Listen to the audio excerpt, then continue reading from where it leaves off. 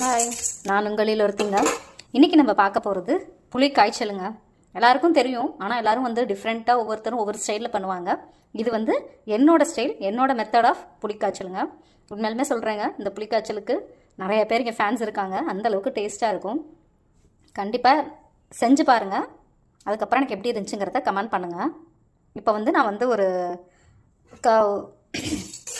அரை டம்ளருங்க, அரை டம்ளருக்கு வந்து நான் கடலைப்பருப்பு எடுத்து இப்படி வறுத்துட்டு இருக்கேன். ஒரு நேரமாக மீடியம் ஃப்ளேமில் வச்சு வருங்க, ரொம்ப ஹையாக வச்சு அதை இது பண்ணிட வேண்டாம்.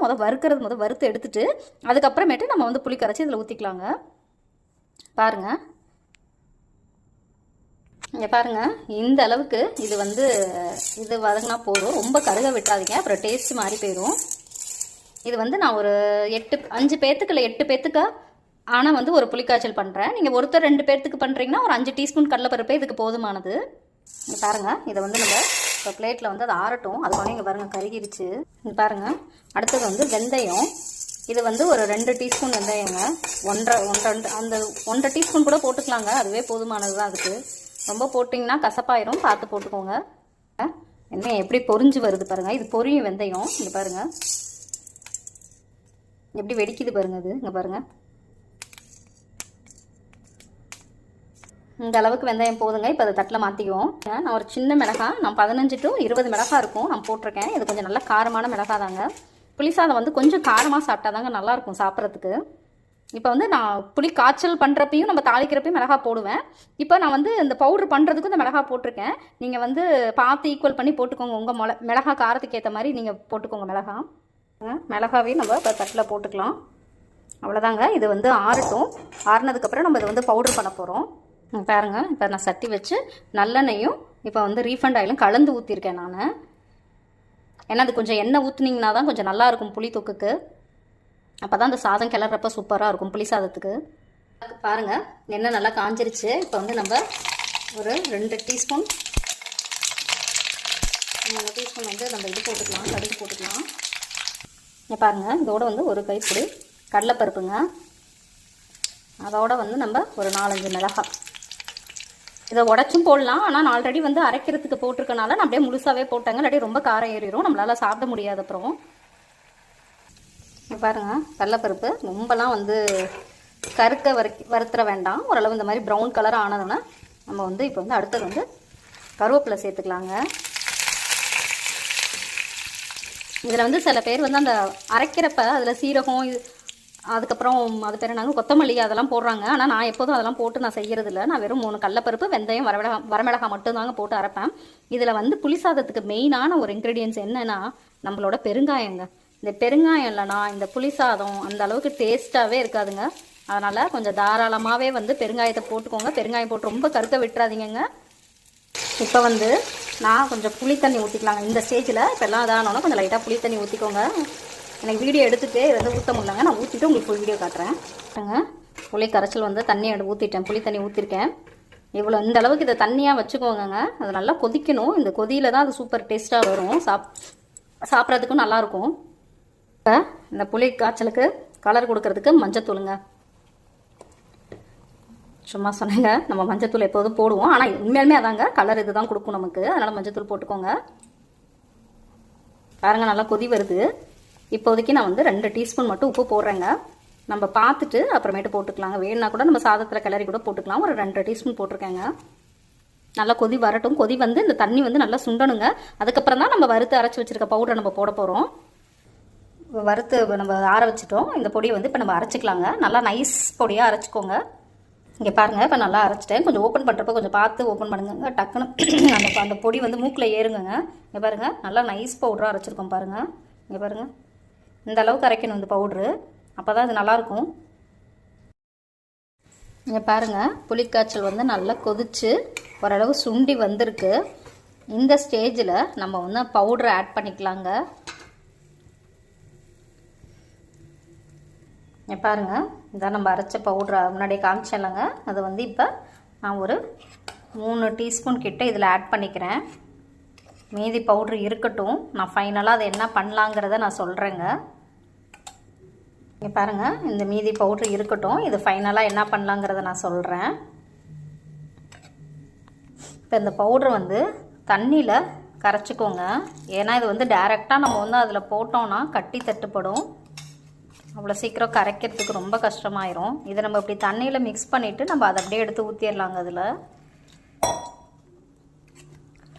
பாருங்கள், இந்த அளவுக்கு எந்த கட்டிகளும் இல்லாமல் இந்த பவுடரை வந்து நம்ம கரைச்சி வச்சுக்கலாம். இங்கே பாருங்கள், இந்த பவுட்ரு கரைச்சி வச்ச பவுட்ரை வந்து நம்ம வந்து புளி தண்ணியில் ஊற்றிக்கலாங்க. இது ஊற்றுனதுக்கப்புறம் கொஞ்சம் கேர்ஃபுல்லாக இருந்து நல்லா கிண்டி விட்டுட்டே இருங்கங்க. ஏன்னா டக்குன்னு வந்து அடி பிடிக்கும். பாருங்கள், இப்போ இதாகிடுச்சு பாருங்கள். அதனால் கிண்டிக்கிட்டே இருங்க. கொஞ்சம் அடுப்பை சிம்மில் வச்சுக்கோங்க. ரொம்ப ஹையில் வச்சு கொதிக்க விடாதீங்க. கொஞ்சம் சிம்மில் வச்சுட்டே பண்ணுங்க. இதை இங்கே பாருங்கள், இப்போ எவ்வளோ திக்காகிடுச்சு பாருங்கள். இங்கே பாருங்கள், அதனால் கொஞ்சம் சிம்மில் வச்சுட்டே பண்ணுங்கள். நல்லா கொதித்து வரட்டும். இந்த பச்சை ஸ்மெல்லெல்லாம் போயிருங்க. நல்லா எண்ணெய் கக்கி வர ஸ்டேஜில் தான் இப்போ நம்ம அதை ஆஃப் பண்ண போகிறோம். எண்ணெய் பிரிஞ்சு வரும், அந்த ஸ்டேஜில் தான் இதை ஆஃப் பண்ண போகிறோம். அது வரைக்கும் இது கொதிக்கட்டுங்க. இனிமேல் வந்து பவுட்ரு ஊற்றுனதுக்கப்புறம் கொஞ்சம் அடிக்கடி பார்த்துக்கோங்க, இல்லாட்டி அடி பிடிச்சிரும். கொஞ்சம் சிம்லேயே வச்சுக்கோங்க. பாருங்கள், நல்லா எவ்வளோ தூரம் முன்னாடி இருந்துச்சு, இப்போ தண்ணி எவ்வளோ தூரம் சுண்டி வந்திருக்கு பாருங்கள். இது இன்னும் எண்ணெய் பிரிஞ்சு வரணும். இது இன்னும் கொதிக்கணும் நல்லாவே. பாருங்கள், காட்டுறேன் நான். ஆனால் கொஞ்சம் கிண்டிக்கிட்டே இருங்குங்க, இல்லாட்டி கண்டிப்பாக அடி பிடிச்சிரும். விட்டுட்டு போனீங்கன்னா எனக்கே லைட்டாக பிடிச்சிருச்சுங்க. அதனால் கிண்டிக்கிட்டே இருங்க. கொஞ்சம் நேரம் மூடி போட்டுட்டு திரும்ப ஒரு 5 நிமிஷம் கழித்து கிண்டி விடுங்க. இல்லாட்டி நல்லாவே டக்குன்னு அடி பிடிச்சிருங்க. ஏன்னா நம்ம அந்த பவுட்ரு போட்டிருக்கனால சீக்கிரம் அடி பிடிச்சிரும். பாருங்கள், இன்னும் கொஞ்சம் நேரம் மூடி வைக்கிறேங்க. இன்னும் கொஞ்சம் நேரம் கொதிச்சுட்டு அது எண்ணெய் நல்லா பிரிஞ்சு வருங்க, ஊற்றின எண்ணெய் எல்லாம். அந்த ஸ்டேஜில் நம்ம இதை ஆஃப் பண்ணிக்கலாம். அது வரைக்கும் இது நல்லா கொதி வரட்டுங்க. இங்கே பாருங்கள், இதில் எனக்கு கொஞ்சம் எண்ணெய் பத்தாமல் இருந்துச்சு. அதனால் இப்போ நாங்கள் எண்ணெய் கொஞ்சம் ஊற்றி விட்டுருக்கேன் மேலே. உங்களுக்கு இது மாதிரி இடையில வேணுனாலும் நீங்கள் கொஞ்சம் எண்ணெய் ஊற்றிக்கலாங்க. அப்போ தான் இன்னும் கொஞ்சம் அடி பிடிக்காமல் நல்லா வருங்க. எண்ணெய் கொஞ்சம் இருந்தால் அதை மட்டும்தான் அடி பிடிக்காமல் வரும் நல்லா. பாருங்கள், எப்படி இருக்குது பாருங்கள். பார்க்கவே சூப்பராக இருக்குல்ல. இப்போயே சாப்பாடு போல தான் இருக்குது. கொதிக்கட்டுங்க நல்லா, அப்புறமேட்டு இது எப்படி இருக்குன்னு பார்ப்போம். பாருங்கள், இப்போ எப்படி அந்த ஊற்றின எண்ணெயெல்லாம் எப்படி மேலே அழகு போல் வந்திருக்கு பாருங்கள், பிரிஞ்சு. இந்த ஸ்டேஜ் போதுங்க. இப்போ நம்ம அதை வந்து ஸ்டவ் ஆஃப் பண்ணிக்கலாம். இது வந்து நீங்கள் ஸ்டோரேஜ் பண்ணி வச்சுக்கலாங்க. ஃப்ரிட்ஜில் கூட ஸ்டோர் பண்ணி வச்சுக்கலாம். எப்பப்போ உங்களுக்கு ரொம்ப டயர்டாக இருக்குது, சாப்பாடு செய்ய முடியலன்னு நினச்சிங்கன்னா கூட கொஞ்சமாக அதை எடுத்து போட்டு கிளறிக்கலாங்க. குறைஞ்சது ஒரு 10-15 நாள் கூட இதை நீங்கள் வச்சுக்கலாங்க. எண்ணெய் நிறையா ஊற்றி வச்சிங்கன்னா நம்ம தாராளமாக ஸ்டோர் பண்ணிக்கலாம். இதை பாருங்கள், எப்படி இருக்குது பாருங்கள். நல்லா சூப்பராக இருக்குங்களாங்க. இங்கே பாருங்கள், எவ்வளோ பார்க்க எவ்வளோ சூப்பராக இருக்குது பாருங்களேன். இங்கே பாருங்களேன், பாருங்களேன்.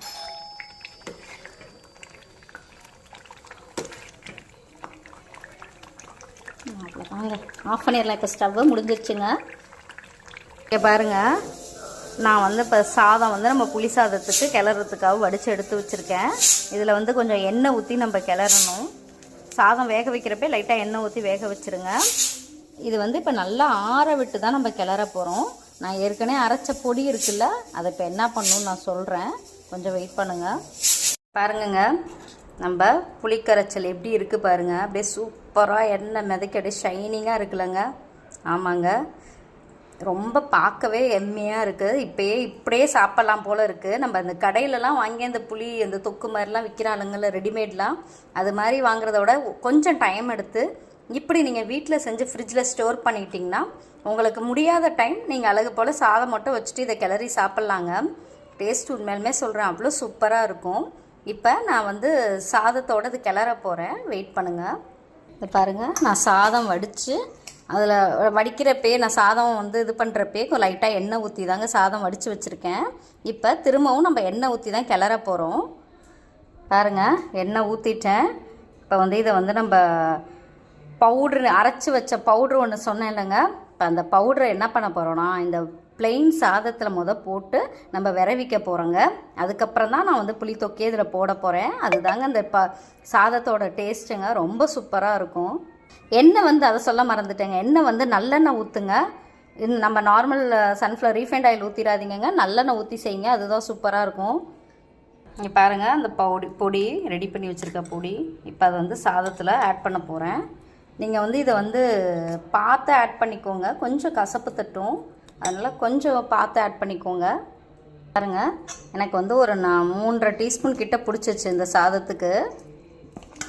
உங்களுக்கு எவ்வளோ வேணுங்கிறத நீங்கள் பார்த்து இது பண்ணிக்கோங்க. இப்போ வந்து நான் புளி கரைச்சலை போட்டுறேன். பாருங்கள், இதுவும் உங்களுக்கு எவ்வளோ வேணுமோ டேஸ்ட்டுக்கு ஏற்ற மாதிரி போட்டுக்கோங்க. பார்த்துட்டு கூட போட்டுக்கலாங்க. இதை கிளறிடுவோம். இப்போ இங்கே பாருங்களேன், இந்த டைம் உப்பு செக் பண்ணிக்கோங்க. இங்கே பாருங்கள், நம்மளோட புளி சாதம் ரெடி ஆயிடுச்சு. எப்படி இருக்குது பாருங்களேன், பார்க்கவே செமையாக இருக்குல்ல. எனக்கு இப்போ எடுத்து சாப்பிடணும் போல் இருக்குங்க. இங்கே பாருங்கள், இது கொஞ்சம் நேரம் இப்படி வச்சுட்டு ஊறணுங்க. நல்லா பேக் பண்ணுறதுக்கு முன்னாடி ஒரு 1/2 அன் ஹவர்னாலும் இப்படி செட் பண்ணி வச்சுருங்க. அப்போ தான் அது சாப்பிட்றப்ப இன்னும் சூப்பராக இருக்கும். இதில் வந்து நான் வறுத்த கடலை ஆட் பண்ண போகிறேன். நான் வந்து கடலை அதோடையே தாளித்து புளி கரைச்சலோடே போடலைங்க, நான் தனியாக ஆட் பண்ண போகிறேன். பாருங்கள், வறுத்த கடலை தோல் உரித்து வச்சுருக்கேங்க. இப்போ இதில் ஆட் பண்ணிடுவோம். இங்கே பாருங்கள், சூப்பராக இருக்குங்க. இந்த மாதிரி ஆட் பண்ணி பாருங்கள், டேஸ்ட் உண்மையாலுமே அல்டிமேட்டாக இருக்கும். இந்த வீடியோ பிடிச்சிருந்தா எனக்கு கமெண்ட் பண்ணுங்கள். நீங்களும் செஞ்சு பார்த்துட்டு எப்படி இருந்துச்சுங்கிறத எனக்கு கமெண்ட் பண்ணிவிட்டு, வீடியோ பிடிச்சிருந்தா அப்படியே லைக் பட்டனை கிளிக் பண்ணிட்டு போங்க. மீண்டும் இன்னொரு வீடியோவில் உங்களை இது மாதிரி நான் சந்திக்கிறேன் வித் ஹெல்த்தி ரெசிபியோட. பாய்.